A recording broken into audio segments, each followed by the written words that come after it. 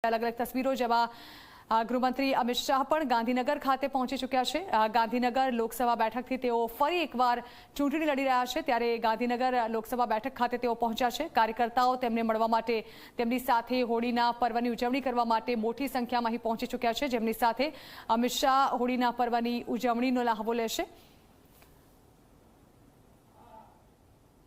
कार्यकर्ताओ खूब ज मोटी संख्याમાં વહેલી સવારથી જ अमित शाह ने મળવા માટે અહીં પહોંચ્યા હતા।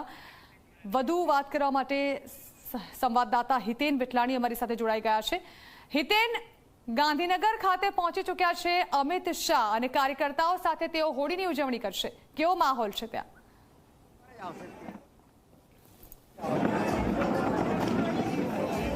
बिल्कुल अगर बात करिए झरना तो गृहमंत्री अमित शाह जे छे ते पोताना कार्यकर्ता गांधीनगर लोकसभा कार्यकर्ताओनी वच्चे जे छे ते पहोंची चूक्या छे। धूळेटीनो पर्व जे छे ते मनावी रह्या छे।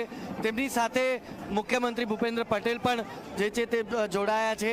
तमे जोई शकशो के जे हिसाबे गृहमंत्री अमित शाह जे छे ते हर तहेवार पोताना परिवार अने कार्यकरो साथे उजवे छे, ते ज हिसाबे आजे ज्यारे होळीनो पर्व छे, धूळेटीनो पर्व छे, असत्य पर सत्यनी जीतनो पर्व है, त्यारे गृहमंत्री अमित शाह जे छे ते खुद पोताना लोकसभा पोतानी बैठकना तमाम कार्यकरोनी वच्चे प्रोटोकॉल तोड़ीने पहोंच्या छे अने तेमनी साथे तिलक होळीनो पर्व जे छे ते उजवी रह्या छे। आ तस्वीरों तमे गांधीनगर लोकसभाना मध्यस्थी कार्यालयथी जोई रह्या छो।